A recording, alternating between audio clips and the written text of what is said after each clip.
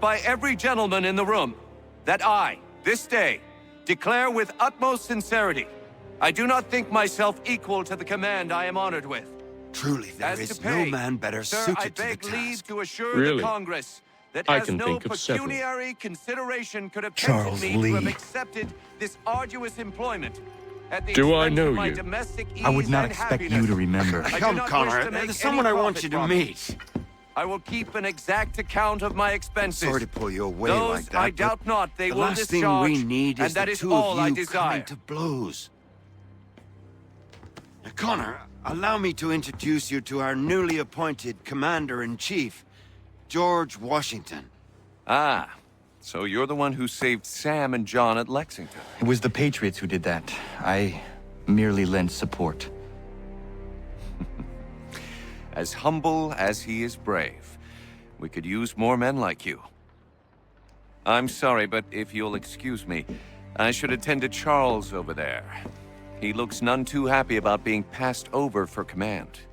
It was good to meet you, Connor.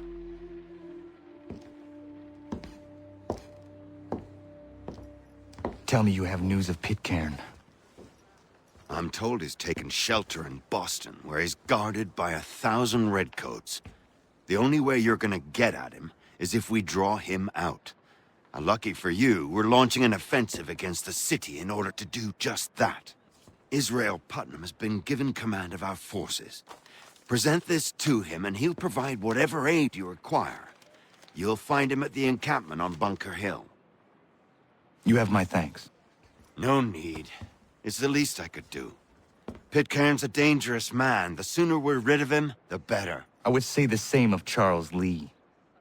Now that's an altogether different beast. Let us leave it for another day. Best you head to Boston, Connor.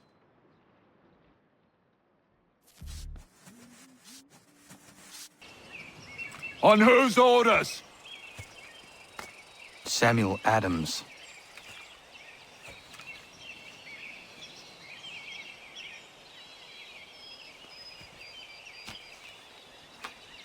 Follow me.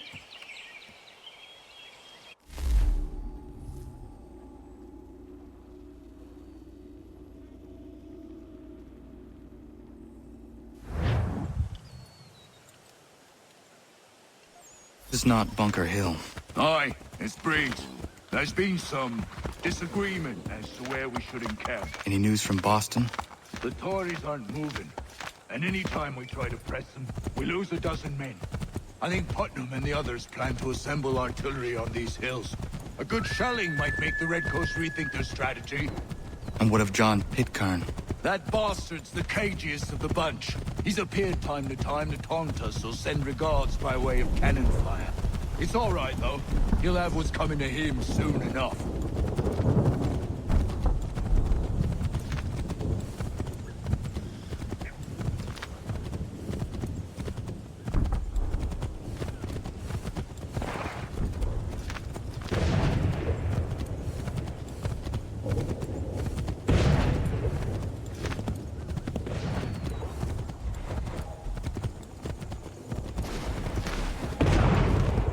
Putnam's just up ahead. You come. I don't care much for your excuses, gentlemen. We should be building on Bunker Hill. Breed is closer to the city, but it is also closer to their artillery!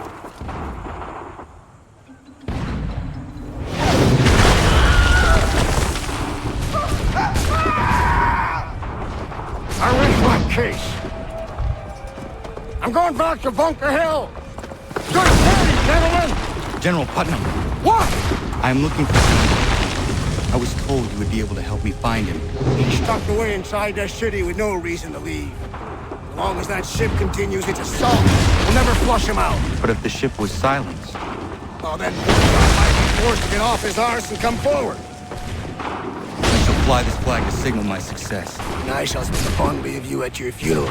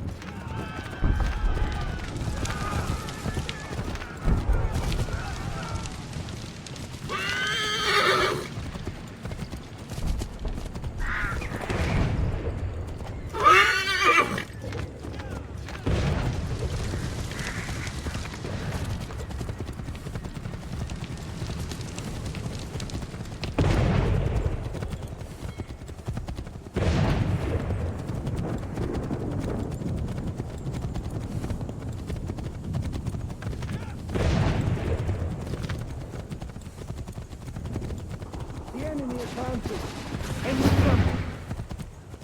They've better numbers, you say. Better weapons, better training. But I do not fear. And neither should you. For what they have in material, they lack in conviction and care. But not us. We have discipline. We have order. And most importantly, we have passion! We believe! So maintain vigilance. Conserve your ammo. Ensure a proper line of sight. And above all else, men, do not fire until you see the whites of their eyes.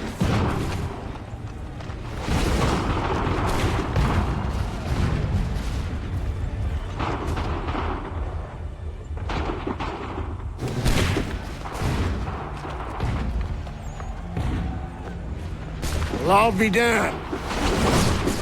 You did it. That was quite a speech. Lies, all of it, I'm afraid. Still, such words have carried us thus far. And what of Pitcairn?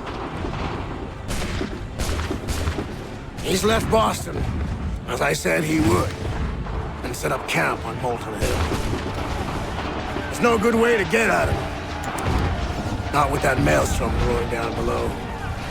I suppose you could circle around a bit, or wait for us to thin their ranks.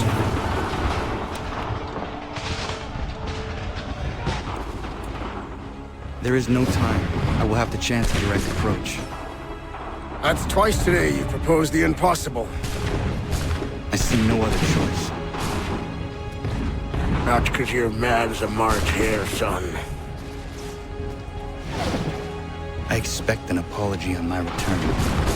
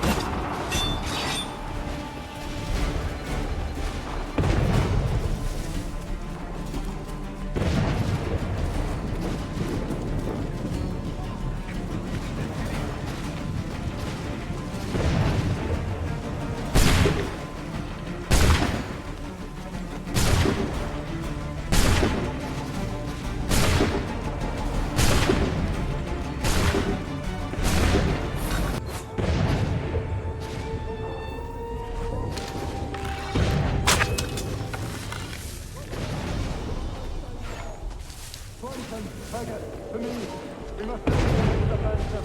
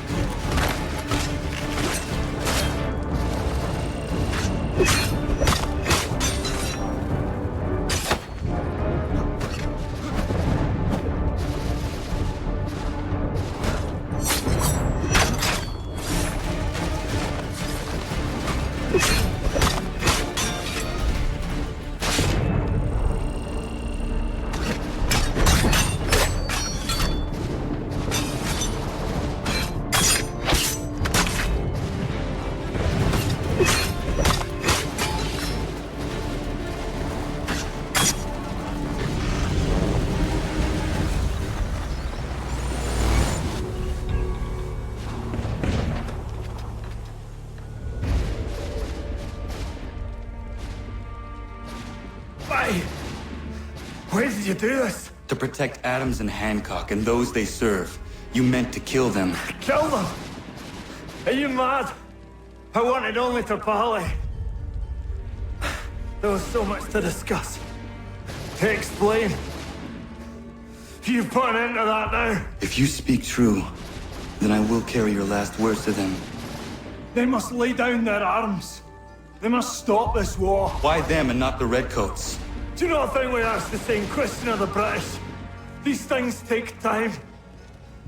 And it would have succeeded had you let me play my part. Part of the puppeteer. Or better, we hold the strings on another. No, the strings should be severed. All should be free. And we should live forever on castles in the sky. You wield your blade like a man, but your mouth like a child. And more will die now. Because of that!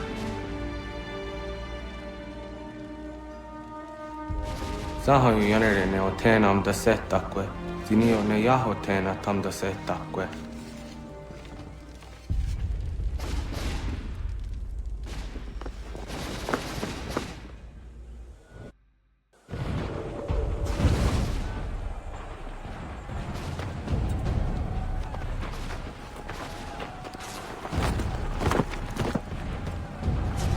How dare you sneak up on me like that? Why don't you just go out there and just help this camp retreat?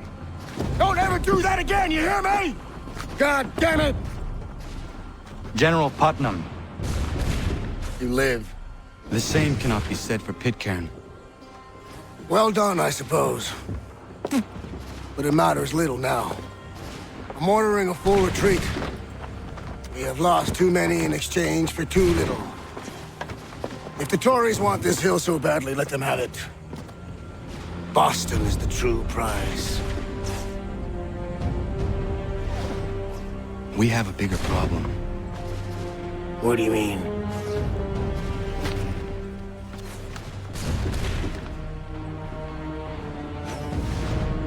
This can't be right.